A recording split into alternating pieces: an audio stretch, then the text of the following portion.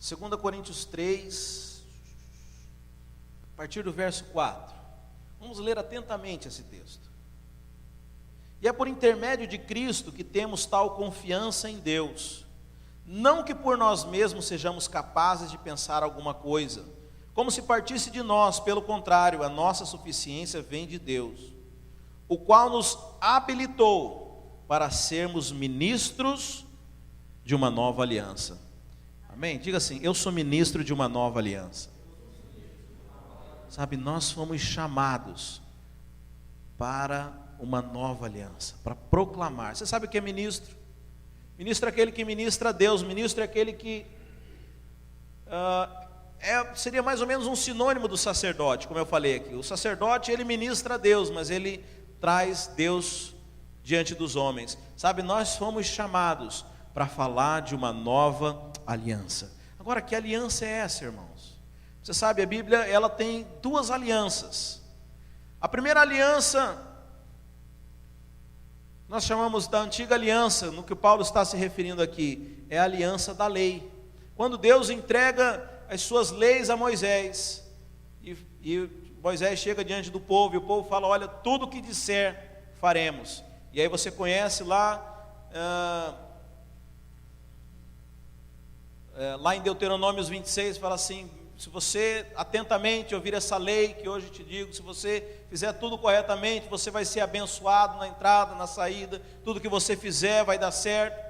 Mas também, se você não cumprir a lei, você vai ser amaldiçoado e etc e tal. Essa é a primeira aliança. Mas no dia em que Jesus, pregação da ceia, no dia em que Jesus ia ser crucificado, ceando com seus discípulos, ele pegou o cálice e falou assim: este é o meu sangue. Esta é a nova aliança no meu sangue. Ou seja, Deus agora está estabelecendo uma nova aliança, um novo acordo com você. Sabe, a antiga aliança, a Bíblia fala que a lei, o apóstolo Paulo fala que a lei é boa e perfeita, porque ela expressa o caráter de Deus, mas que homem nenhum deu conta de cumprir a lei. E por causa disso foi preciso que Jesus Cristo viesse e cumprisse toda a lei. E que Deus agora, uma vez que você aceitou a Cristo, o colocasse em Cristo. A Bíblia fala que nós estamos em Cristo. E agora nós temos uma nova aliança.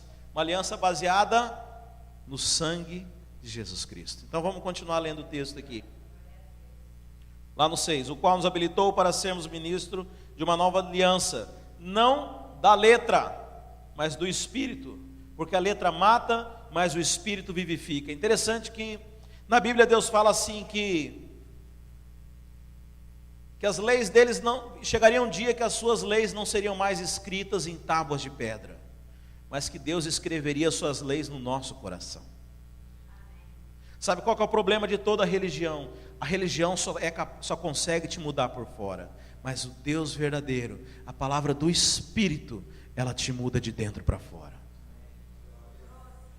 Eu sei que é um pouco angustiante, porque aquilo que é genuíno de dentro para fora nem sempre é imediato. Então, se você tem uma pessoa que é muito pálida e está com algum problema, com alguma doença, você pode mudar a aparência dela simplesmente fazendo uma maquiagem, e é uma mudança imediata e repentina. Mas você pode começar a dar uma alimentação melhor para aquela pessoa, e aí a partir do momento que ela começa a comer bem, no primeiro dia você não vai ver diferença, mas ao longo de um grande tempo, você vai começar a perceber que ela mudou.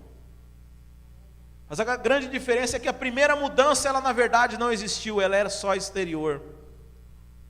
E tem muitas pessoas que têm vivido apenas na religiosidade, apenas achando que ser crente é carregar uma Bíblia, ou é ter uma roupa diferente, ou é frequentar um culto domingo. Mas deixa eu falar, não é isso que Deus quer da sua vida. Não é uma mudança exterior. Não adianta nada você estar aqui forçado, não adianta nada você estar aqui porque você está com medo de ir para o inferno.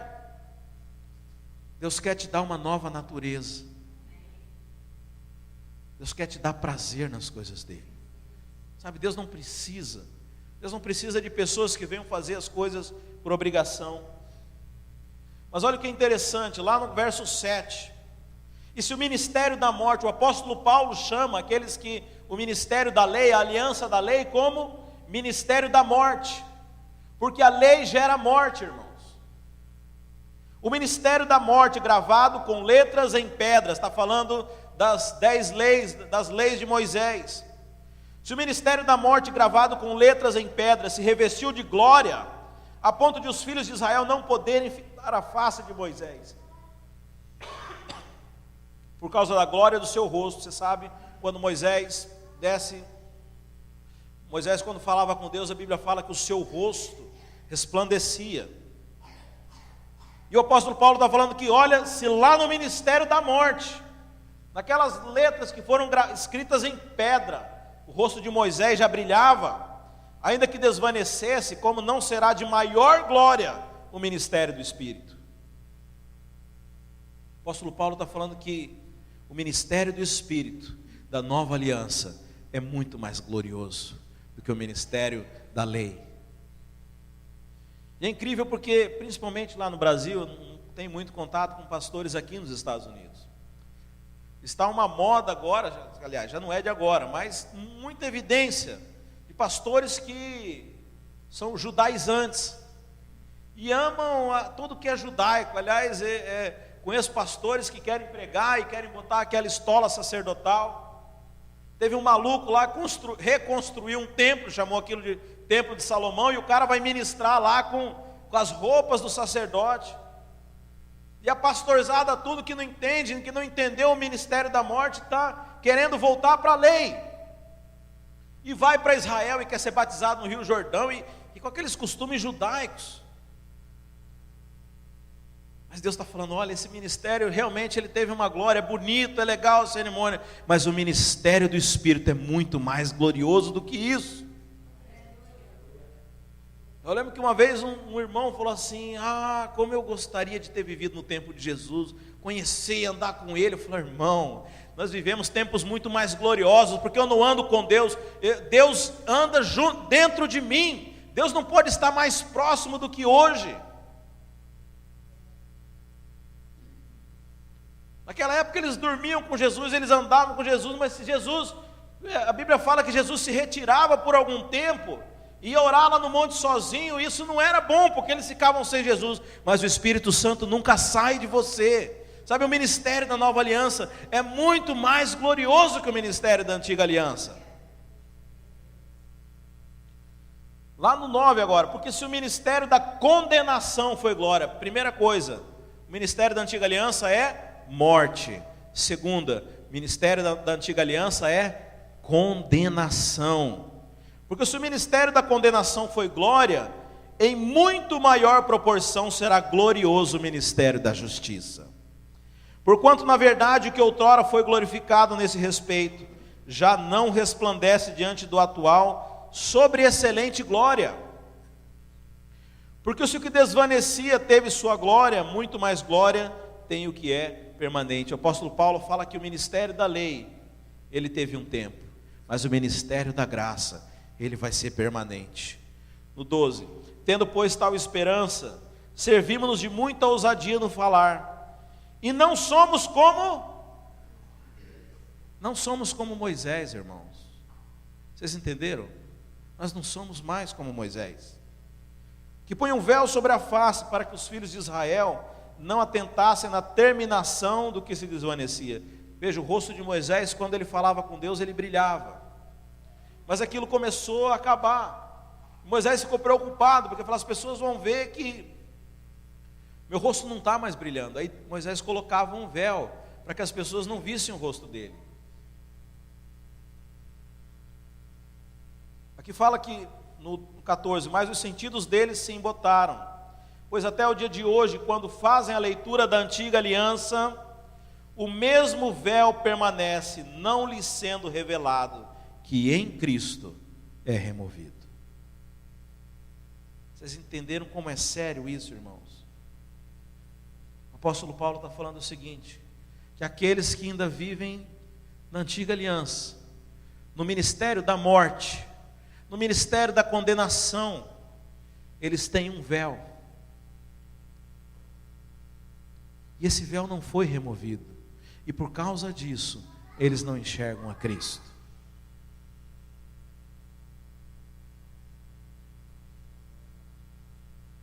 Mas até hoje, quando é lido Moisés, o véu está posto sobre o coração deles. Quando, porém, algum deles se converte ao Senhor, o véu lhe é retirado. Glória a Deus que você se converteu a Deus, que esse véu está sendo retirado do seu coração. Amém? Ora, o Senhor é o Espírito, e onde está o Espírito do Senhor, aí há liberdade. E todos nós, agora esse versículo que é o conhecido, né? Com o rosto desvendado, contemplando como por espelho a glória do Senhor, somos transformados de glória em glória, na sua própria imagem, como pelo Senhor o Espírito. Sabe, o que transforma você não é a religião. O que transforma você não é o ministério da condenação, não é o ministério da morte. O que transforma você é quando o véu é retirado dos seus olhos e você enxerga a Cristo. Sabe, é por isso que nós não pregamos o pecado aqui. Por isso que nós não pregamos condenação. Porque a condenação, a lei, ela tem o poder de mostrar a sujeira, o erro do homem, mas ela não tem o poder de mudar a vida do homem. A única coisa que tem o poder de mudar a vida do homem é quando você enxerga Cristo, quando o véu da lei é retirado do seu coração e você verdadeiramente enxerga Jesus Cristo. Sabe, é isso que muda, é isso que transforma as nossas vidas. A lei, ela só pode produzir religiosidade, a lei só produz escravidão. Aliás, a Bíblia fala que quem está debaixo da lei é escravo. Por que é escravo? Porque ele é obrigado a fazer um monte de coisas que não condizem com a natureza dele. Mas quem enxerga Cristo, quem não está mais debaixo do véu da lei, esse verdadeiramente é transformado e pode ser transformado de glória em glória. Mas aqui nós chegamos nesse ponto aqui. Jesus Cristo sobe para um monte, chama Pedro, Tiago, João, e lá ele começa a orar. E a Bíblia fala que uma nuvem tomou conta daquele lugar, e de repente apareceu quem, irmãos? Está no texto? Moisés e Elias, dois grandes homens do Velho Testamento. Talvez para você não faça sentido por que são esses dois homens, mas para quem é judeu, provavelmente para aqueles 3 discípulos, tem todo sentido aparecer Moisés e Elias. Porque o Velho Testamento, nós dividimos o Velho Testamento no Pentateuco, nos 5 principais livros, nos profetas menores, profetas maiores. Mas para o judeu o Velho Testamento tem só 2 divisões: a lei e os profetas. E quem representa a lei no Velho Testamento é Moisés. Quem representa os profetas, o maior de todos no Velho Testamento, é Elias. Então Moisés e Elias são o resumo de todo o Velho Testamento da Bíblia. E agora nós temos Jesus Cristo diante de toda a velha aliança, diante dos profetas, diante de toda a lei. E é interessante que os discípulos, principalmente Pedro, alguém que desde pequenininho aprendeu no Torá e começou a estudar a lei judaica e conhecia provavelmente todo o Velho Testamento, e ele olha para aquela cena e fala: uau, meu pai já me falou de você, Moisés, você está aqui, deixa eu pegar na sua barba. Estou dando cores para a história, tá, irmãos? A Bíblia não fala nada disso. Olha lá, Elias, você fez descer fogo e tal, e sabe, eles estavam encantados. Aqui nessa tradução diz que eles estavam assombrados, porque estavam assombrados.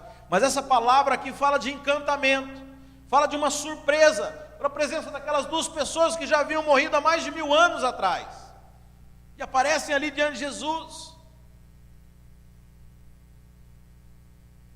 Moisés, Elias, mas sabe o que acontece naquele momento? A Bíblia fala que uma voz do céu veio e disse: este é o meu filho amado. Não é Moisés, não é Elias, é Jesus. A ele escutai. Pedro falou assim: não, eu vou construir 3 tendas aqui, não vamos ficar aqui ó dia, vamos fazer uma vigília agora, Jesus, aproveitar Moisés, Elias aqui, vamos fazer uma vigília.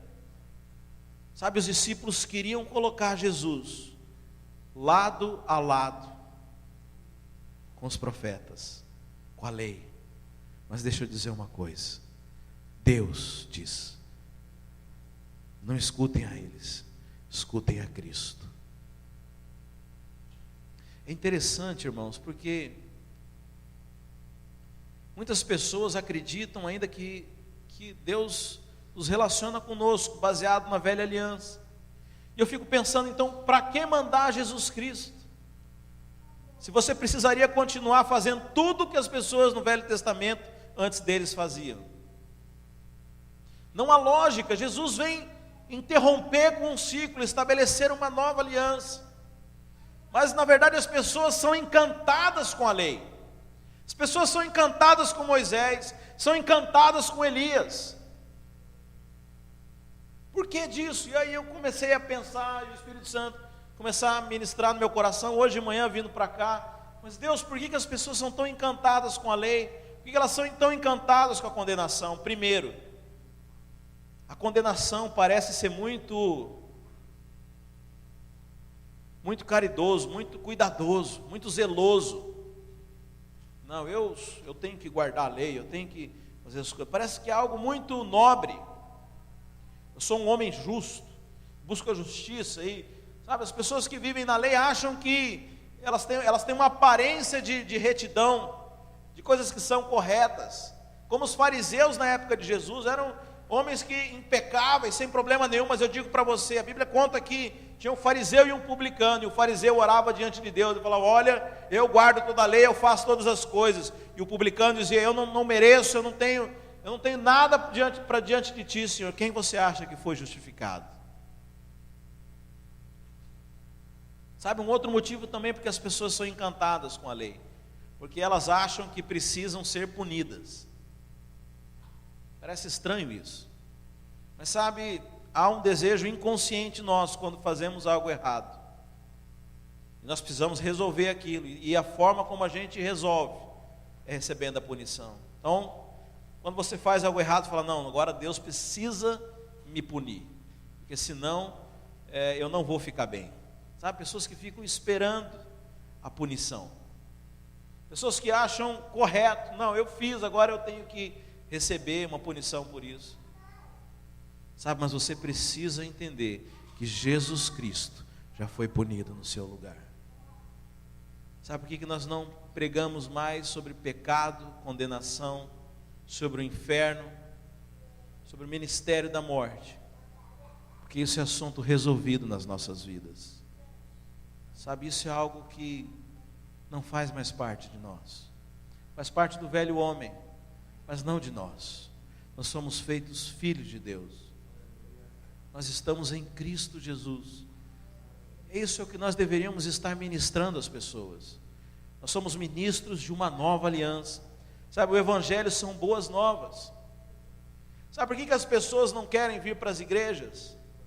Porque tem sido pregado para elas a imagem que elas têm do Evangelho. Infelizmente, muitos crentes têm vivido. Não é isso, é o ministério da condenação. As pessoas têm ido para a igreja para ouvirem condenação, para ouvirem que elas não são boas o suficiente, para ouvir que elas estão vivendo uma vida errada, para ouvir que elas não vão dar conta do padrão de Deus. Por isso que as pessoas não querem saber de igreja, porque a vida já é tão pesada. Imagina você indo para um lugar para ouvir pessoas ainda botar mais peso sobre a sua vida. Mas são pessoas que estão olhando para Moisés e Elias. Deixa eu falar, Deus está falando: ouça Jesus Cristo, ouvi a Cristo, ouça o sangue de Jesus Cristo. A Bíblia fala que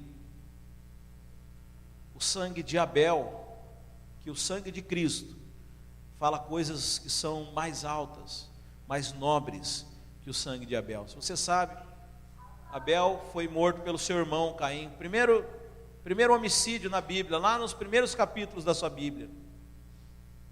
E Deus, quando vai confrontar Caim, fala assim: olha, o sangue do seu irmão clama por justiça.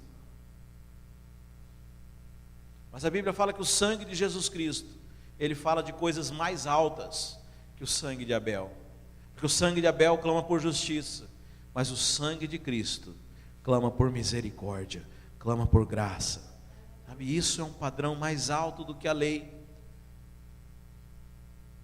Infelizmente, você falar da graça de Deus agride as pessoas.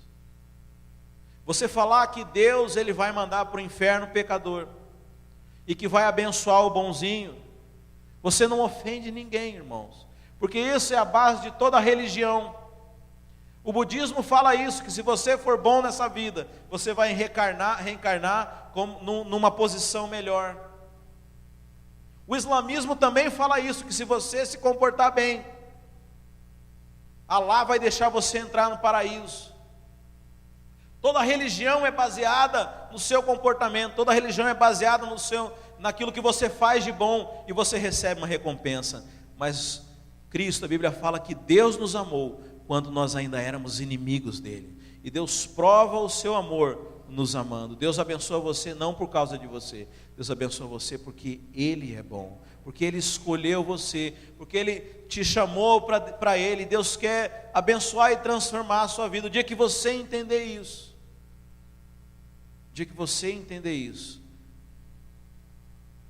você vai experimentar algo diferente. Sabe, como o testemunho da Eliane aqui.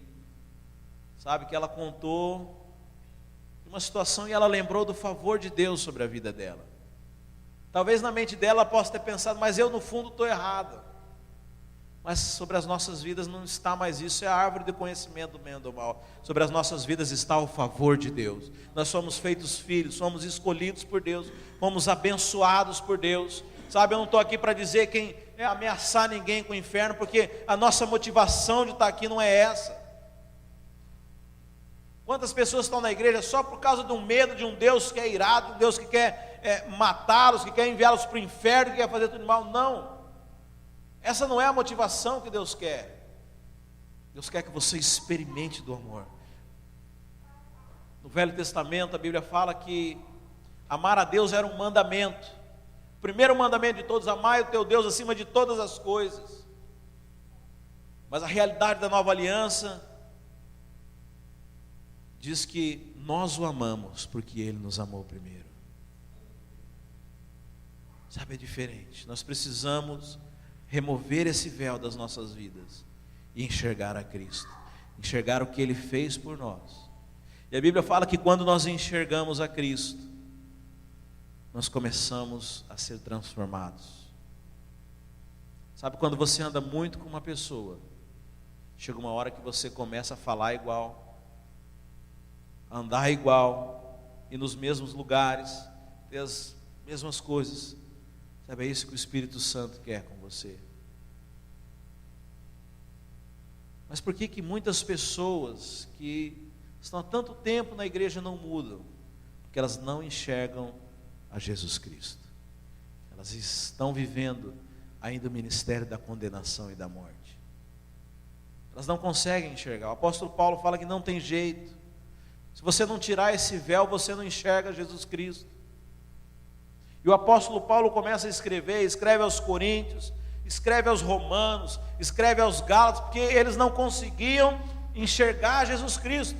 E você só enxerga Jesus Cristo quando você tira esse véu, quando você desiste, quando você sai do ministério da morte, sai do ministério da condenação. Veja que os próprios discípulos de Jesus, que andaram e viram tantos milagres com Ele, ainda estavam querendo olhar para Moisés e Elias. Mas a Bíblia fala que nós devemos olhar somente para Cristo, autor e consumador da nossa fé.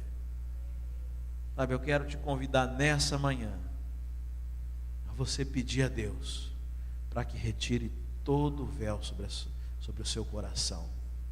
Sabe, não pensa que você já consegue enxergar a Cristo. Nós conseguimos uma medida. A cada dia eu peço a Deus para que eu consiga enxergar a Cristo, porque isso é algo que é progressivo, irmãos. Alguém que enxerga a Cristo não consegue ser mais o mesmo. Sabe, esses mesmos homens que naquele momento ainda eram encantados com o ministério da condenação, um dia eles verdadeiramente enxergaram a Cristo, e a história deles foi mudada. Aqueles simples pecadores se tornaram grandes homens de Deus. Eu fico pensando de tantos homens e mulheres de Deus. Essa semana eu compartilhei no nosso grupo da história de um samurai no Japão que tinha se convertido à igreja católica. Claro que naquela época só havia igreja católica. E ele teve que abdicar de tudo que ele tinha, porque uma vez que ele tinha saído do sistema religioso, ele tinha que largar as coisas. Mas ele havia visto a Cristo, ele havia enxergado Cristo. Todas as outras coisas não faziam mais sentido na vida dele. Sabe, irmão, é isso que eu peço, que todo véu seja retirado do meu, do seu coração, e nós possamos verdadeiramente enxergar a Cristo, e não apenas enxergá-lo, mas poder falar para as pessoas e apontar. Um mundo que tem vivido sem direção, uma igreja que tem andado perdida, que não tem, que tem enxergado tantas coisas, tem enxergado tantos defeitos, tantos pecados, tantos problemas, tem enxergado tudo, menos mostrado a Cristo. Sabe, eu peço que nós venhamos a mostrar a Cristo em nossas vidas, em nossas atitudes, em nossas palavras, para que as pessoas possam encontrar o verdadeiro Deus vivo. Amém, irmãos? Coloque-se de pé, vamos orar ao Senhor. Eu te convido nessa manhã a tomar essa decisão.